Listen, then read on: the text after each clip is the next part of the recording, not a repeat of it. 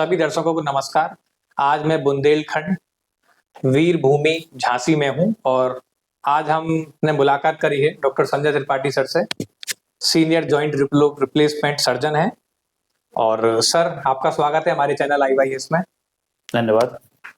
Sir मैं जानना चाहता हूँ, आपसे कुछ सवाल पूछना चाहता हूँ अपने दर्शकों के माध्यम से कि सर एज ऑर्थोपेडिक सर्जन आप बताएं हमें कि अर्थराइटिस गठिया संबंधित एक शब्द जो आजकल हर उम्र के लोगों में हो रहा है, ये कैसे पहचाना जाए कि गठिया हो गया? क्या सही समय अपने सर्जन से मिलने का? गठिया आर्थराइटिस का मतलब है कि जॉइंट की बीमारी या जॉइंट का सूजन। जब भी किसी पेशेंट को किसी भी जोड़ में, चाहे वो छोटा जोड़ हो, चाहे कूल्हे का जोड़ हो, जॉइंट हो, चाहे घुटने का जॉइंट हो, चाहे किसी भी जॉइंट में प्रॉब्लम स्टार्ट होती है, इट मीन्स कि हाँ उसे गठिया और जॉइंट की स्वेलिंग हो सकती है। तो गठिया एक ऐसा शब्द है जिसमें कि सारे जॉइंट्स शुरुआत की स्टेज में अगर किसी बीमारी से ग्रस्त लगते हैं तो उसको हम गठिया बोल सकते हैं।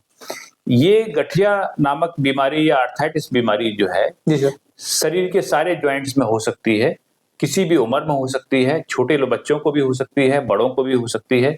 अलग अलग उम्र के अलग अलग समय के हिसाब से अलग तरह की बीमारियों के नाम हैं और उसके हिसाब से उनके लक्षण होते हैं और उस हिसाब से उनकी परेशानियों का निदान होता है। सर इसमें कुछ स्टेज वगैरह होती हैं गठिया में? जब भी किसी जोड़ के अंदर दर्द होता है तो दर्द का मतलब यह है कि उस जोड़ के अंदर की झिल्लियों में थोड़ा सा सूजन होना किसी बीमारी की वजह से। एक बार जब सूजन स्टार्ट होती है और हम उसको थोड़ा सा नेग्लेक्ट करते हैं तो उसके अंदर सूजन बढ़ती है क्योंकि अंदर का जो साइनेबल फ्लूइड है वो बढ़ता है और इसके बाद में जॉइंट का डिग्रेडेशन या डिस्ट्रक्शन स्टार्ट होता है, जिसका मतलब यह है कि अंदर की जो सतह है जिसको जॉइंट की कार्टिलेज बोलते हैं, जो कि जॉइंट को आपस में मूवमेंट में हेल्प करती है उस कार्टिलेज का रफनेस स्टार्ट होती है उसमें डिस्ट्रक्शन स्टार्ट होता है बीमारी की वजह से। तो ये कई स्टेजेस होती हैं, स्टेज 1, 2, 3, 4, जिसके बाद में जब कार्टिलेज बहुत ज्यादा डैमेज हो जाता है तो उसमें जॉइंट में फिर टेढ़ापन स्टार्ट हो जाता है। तो ये डिफॉर्मिटी वाली स्टेज जो है सबसे लास्ट वाली स्टेज होती है जिसमें जॉइंट में पूरा टेढ़ापन स्टार्ट हो जाता है। सर ऐसा पॉसिबल है कि पेशेंट अपने डॉक्टर से एक सही टाइम पर मिल ले तो वो स्टेज 1 या 2 पर रुक सकता है? Is this possible sir? निश्चित रूप से ना, देखा जाए तो हम अगर शुरुआत में अगर किसी भी जॉइंट में दर्द हो रहा है तो निश्चित रूप से आपको अपने डॉक्टर से कंसल्ट तो करना ही चाहिए। जी सर। अगर वो बहुत ही प्राइमरी स्टेज में है तो हमें ये पता करना जरूरी है कि वो गठिया का बीमारी का कारण क्या है।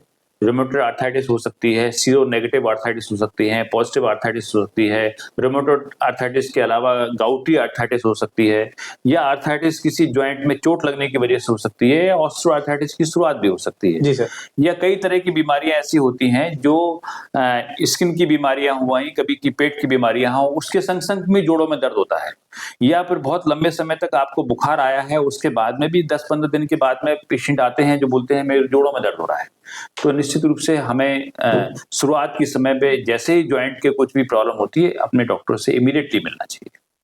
सर मैं एक और चीजें देख रहा हूँ समाज में कि नीज पेन, लोगों को घुटने में पेन होता है और वो उसे इग्नोर करते हैं, पेल किल्स वो खा लेते हैं दवाएं दर्द की और इग्नोर करते हैं, अपने डॉक्टर से नहीं मिलते हैं। तो सर क्या ये चीजें कनेक्टेड है? अगर आप अपने डॉक्टर से ना मिले टाइम पर तो आपका घुटने का पेन शरीर के किसी और पार्ट पे भी असर करता है? इसी मैंने सबसे पहले आपको बताया है कि जॉइंट की प्रॉब्लम जब स्टार्ट होती है तो उसकी कई स्टेजेस होती हैं। अगर आप डॉक्टर से नहीं मिलेंगे तो वो स्टेज 1 से स्टेज 2 में कन्वर्ट हो जाएगी, फिर भी नहीं मिलेंगे तो स्टेज 2 से स्टेज 3 में कन्वर्ट हो जाएगी और फिर उसके बाद में फिर जॉइंट में डिफॉर्मिटी स्टार्ट हो जाती है। तो निश्चित रूप से ये पहली चीज तो ये है कि कोई प्रॉब्लम है, शुरुआत में आप अपने जॉइंट से डॉक्टर से मिलिए। कोई वो हल्की भी चीज हो सकती है, वो थोड़ा सा आपको किसी दूसरे बीमारी की अलार्मिंग शुरुआत भी हो सकती है।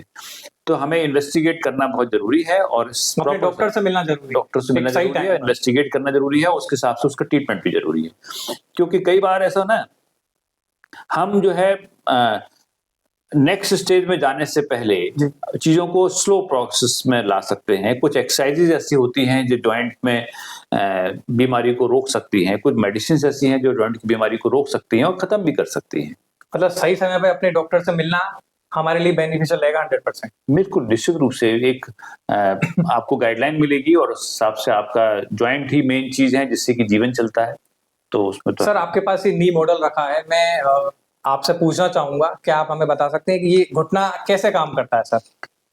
देखो, नी मॉडल में अगर घुटने नी जॉइंट की बात करें तो ऊपर की टिबिया, ऊपर की बोन को फीमर बोलते हैं, नीचे टिबिया बोलते हैं, टिबिया फिबुला रहती हैं। टिबिया मेन पार्ट करती है जॉइंट बदलने भाग करने का, और साइड में इस तरफ जो है बिलिया रहती है, इसको पटेला बोलते हैं। Okay sir. ये तीनों जॉइंट मिलकर के आपस में घुटने के मूवमेंट को बढ़ाते हैं, और इसमें सबसे खास बात जो जॉइंट के अंदर की है वो लिगामेंट्स होते हैं जो आपस में घुटने को आपस में बैलेंस करते हैं। ACL, PCL, medial collateral ligament, lateral collateral ligament और आगे पटेलर लिगामेंट, ये सब चीजें होती हैं जो जॉइंट को पूरा बैलेंस करके चलाती हैं। ये सारी की सारी एक झिल्ली से कवर रहती हैं, ऊपर से स्किन रहती है, तो अंदर की स्थिति जो है काफी संरचना काफी बाहर से देखने में कुछ नहीं लगता, लेकिन अंदर काफी कॉम्प्लिकेटेड रहती है। सर लोग सर्जरी से घबराते हैं, तो क्या ऐसा कुछ है कि इसमें कोई रिस्क होती है? मैं इस बारे में जानना चाहूँगा। देखो, मैं सबसे पहले बताऊंगा कि जोड़ आपको कब बदलवाना चाहिए। अगर कोई आपका डॉक्टर आपको बोल रहा है कि हाँ कि जोड़ बदलना है या जोड़ की बीमारी का ट्रीटमेंट कराना है जोड़ बदलने के रूप में, तो निश्चित रूप से आपके एक्सरे की स्थिति, आपके पेन की स्थिति, आपके बीमारी की स्थिति यही निर्णय करती है कि आपको ज्वाइंट बदलने की स्टेज अभी आई है कि नहीं है। हम एक दूसरे शब्दों में बोलें कि आपकी अगर चलने की क्षमता में थोड़ी सी कमी आ गई है, जी सर, आपको चढ़ने उतरने के घुटनों वक्त लगता है कि हाँ कि आप चढ़ने उतरने की क्षमता टोटली खत्म होती जा रही है, धीमे धीमे नहीं चढ़ पाते, सीधे चढ़ने उतरने नहीं चढ़ पाते हैं, या आपको लगता है कि आपके घुटनों में टेढ़ापन आ गया है और एक्सरे के हिसाब से टेढ़ापन दिख भी रहा है आपको कि हाँ कि इसमें टेढ़ापन है, जी सर, और आप शारीरिक रूप से बहुत अच्छी तरह से अभी सक्षम है, इन द सेंस कि आपको कोई किडनी की बीमारी नहीं है, कोई आपको डायबिटीज नहीं है, कोई ब्लड प्रेशर नहीं है, या आपको दूसरी कोई शरीर की और हार्ट की प्रॉब्लम नहीं है, आप बिल्कुल ठीक हैं, जी सर, और आपका वेट कम है, तो आपको निश्चित रूप से ज्वाइंट की सफलता बहुत रिप्लेसमेंट की सफलता बहुत जरूरी हो जाए, मतलब एक रिप्लेसमेंट सफलता के चांसेस बहुत ज्यादा हो जाते हैं कि प्रॉपर तरीके से आपका ज्वाइंट अगर इस स्टेज में बदल गया, जब आपको प्रॉपर तरीके से आपके हेड वेट भी कम है, आपके अंदर कोई बीमारी नहीं है, तो इसकी सफलता के चांसेस रहते हैं। लेकिन जी ज्वाइंट कैसे करना है, कौन से ज्वाइंट में बदलना है, कब बदलना है, कितने सारे ज्वाइंट्स होते हैं, उनमें कौन सा ज्वाइंट यूज करना है किस सेंटर पे कराना है। मैं पूछना चाहूंगा सर आपसे कि जॉइंट रिप्लेसमेंट सेंटर कराने के लिए हम सेंटर में क्या प्रायोरिटी देखें, कैसे हम सेलेक्ट करें कि हमें यहाँ रिप्लेसमेंट करा? निश्चित रूप से ना सबसे पहले तो देखना चाहिए कि हर ऑर्थोपेडिक सर्जन जॉइंट रिप्लेसमेंट नहीं करता है, तो आपको देखना चाहिए कि जॉइंट रिप्लेसमेंट सर्जन से ही जॉइंट रिप्लेसमेंट कराएं, ठीक है, जो जॉइंट रिप्लेसमेंट सर्जरी और रूटीनली में करता हूं, नंबर एक बात। सेकेंडली, ऐसा सेंटर जिसमें कि प्रॉपर तरीके से ना जॉइंट रिप्लेसमेंट के बाद में अगर कोई कॉम्प्लिकेशंस होते हैं उनमें टैकल करने की क्षमता, जैसे उसमें प्रॉपर तरीके से आईसीयू, आपका एनेस्थेटिक प्रॉपर तरीके से होना चाहिए, प्लस सेंटर में एक जॉइंट रिप्लेसमेंट सेंटर के मॉड्यूलर थिएटर्स होते हैं जिसमें लेमिनर फ्लो होता है, वैसे ही जगह कराएं जहां पर एक लेमिनर फ्लो का सिस्टम है आपके ऑपरेशन थिएटर में, उनके हॉस्पिटल ऑपरेशन थिएटर में जी, प्लस आपको बैकअप के लिए आपका आईसीयू फैसिलिटीज अवेलेबल है, और सेंटर में प्रॉपर तरीके से ना रूटीनली जॉइंट्स रिप्लेसमेंट होते हैं। तो ऐसे सेंटर को हमें प्रायोरिटी देना चाहिए जो डॉक्टर पहले से ही जॉइंट रिप्लेसमेंट करता रहा हो। सर इम्प्लांट्स के बारे में कुछ बताएं कि इम्प्लांट्स का इसमें क्या रोल है, कैसे आप लोग सेलेक्ट करते हैं, या फिर मतलब क्या रोल है इसमें, इम्प्लांट्स कैसे यूज किए जाते हैं? देखो, सबसे बड़ी बात तो यह है कि हमें देखना है कि हमें आधा जॉइंट रिप्लेसमेंट करना है कि पूरा जॉइंट रिप्लेसमेंट करना जी है। घुटने करीब आधा घुटना रिप्लेसमेंट भी होता है जी, और हिप में भी आधा रिप्लेसमेंट केवल फीमर की हेड और शेफ्ट भी रिप्लेसमेंट, एस्टेबुलम जो कप है उसको रिप्लेस नहीं करते हैं, या कभी कभी टोटल जॉइंट रिप्लेसमेंट होता है जिसमें कि ये पूरा प्याला भी है, एस्टेबुलम भी है और फीमर का हेड भी है। तो ये हिप की बात करें तो और नी की बात करें तो दो तरह के जॉइंट रिप्लेसमेंट होते हैं, जिसमें कि एक हाफ जॉइंट रिप्लेसमेंट भी होता है, फुल जॉइंट एक होता है। तो हमें पहले तो डिसाइड होना है कि भाई पूरा होना चाहिए कि हाफ होना चाहिए। सेकेंडली, ये आपकी बीमारी पे डिपेंड करता है, ये आपकी एक्सरे की कंडीशन पे डिपेंड करता है, आपकी रिक्वायरमेंट पे डिपेंड करता है, और फ्यूचर आउटकम पे भी डिपेंड करता है कि हमें modular hemi replacement bipolar process use करनी है कि कंस्टेंट प्रोसेस यूज करनी है, सेमी कंस्टेंट यूज करना है, नी जो लेना है तो नी कौन सा वाला नी रिप्लेसमेंट कराना है जिसमें, तो ये आपका डॉक्टर आपको डिसाइड करके बताएगा, या फिर आपके एक्सरे कंडीशन आपको बताती है कि आपको किस तरह का जॉइंट रिप्लेसमेंट कब कौन सी स्टेज में कब कराना है। सर, आजकल मैं बाजार में सुन रहा हूँ कि रोबोटिक जॉइंट रिप्लेसमेंट, इसके बारे में हमें कुछ बताएं। मैं जानना चाहता हूँ, हम सब लोग जानना चाहते हैं आपके माध्यम से। बेसिकली ना रोबोटिक जॉइंट रिप्लेसमेंट में सबसे पहली चीज तो ये है कि सपोज आपका घुटना खराब हो गया तो आपका एक प्रॉपर तरीके से सीटी स्कैन होता है। ओके। इस सीटी स्कैन की जो इमेजेस होती हैं उसके आधार पर मालूम पड़ता है कि हमें जॉइंट रिप्लेसमेंट में कितने पोर्शन को कितने पोर्शन को किस तरीके से एंगल देना है, टेढ़ापन क्या है, उस हिसाब से किस तरह से बैलेंसिंग करनी है। तो बैलेंसिंग करने में रोबोट जो है हमारी हेल्प करता है। निश्चित रूप से सारे सीटी स्कैन की इमेजेस हम सीटी स्कैन की रोबोट के जो कंप्यूटर सिस्टम है, नेविगेशन सिस्टम है, उसमें फीड करते हैं। वो हमें गाइड करता है कि हम जब ऑपरेशन के टाइम पे जब ऊपर वाला फीमर का पोर्शन रिप्लेस करते हैं या टिबिया का पोर्शन रिप्लेस करते हैं तो किस तरह से कट लेना है, कितने एंगल पे कट लेना है, ये रोबोट हमें जानकारी देता है। करना डॉक्टर को है। ऑपरेशन में उतना ही इंसिजन लगता है, चीराफाड़ी होती है जितने की एक प्रॉपर तरीके से ना दूसरे एक बिना रोबोट के सर्जरी, नॉन रोबोटिक सर्जरी होती है। ठीक है, इसमें कोई अंतर नहीं है। जी सर। ऑपरेशन करते वक्त डॉक्टर को इतनी हेल्प मिल जाती है कि वो पहले से मालूम पड़ जाता है कि हमारा कितने एंगल पे हमें कट करना है, कितने एंगल पे कट कर उस चीज में उसकी पहले से जानकारी रहती है। तो उस हिसाब से वो प्री डिजाइन हमारे पास में मालूम पड़ जाता है कि हमें ये कट इतने एंगल पे लेना है, इतने मिलीमीटर का इतना इंसर्ट डालना है, या फीमोरल का हमारा साइज क्या रहेगा, किस साइज का है, ABCD कब किस तरह का यूज करना है। जी सर। तो ये जो हमारा जो फीमर कंपोनेंट है या टिबिया कंपोनेंट है उसमें प्रॉपर तरीके से नहीं फिट करने से पहले एक्यूरेसी बढ़ जाती है रोबोट के द्वारा। ओके। हाँ, लेकिन यहाँ माइंडसेट डॉक्टर का ही रहता है कि वो उसको कैसे रिप्लेस करना है।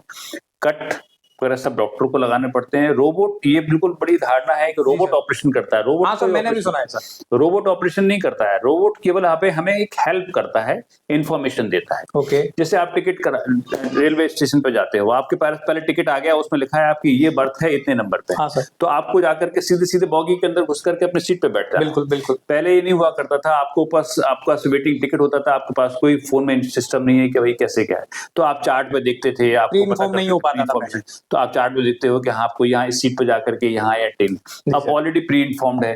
तो ये एक इन्फॉर्मेशन मिल जाती है कि हाँ ऑपरेशन करने से पहले कि हमको इतने कट इतने तारीख इतने एंगल से ये लेना है। This is the only thing.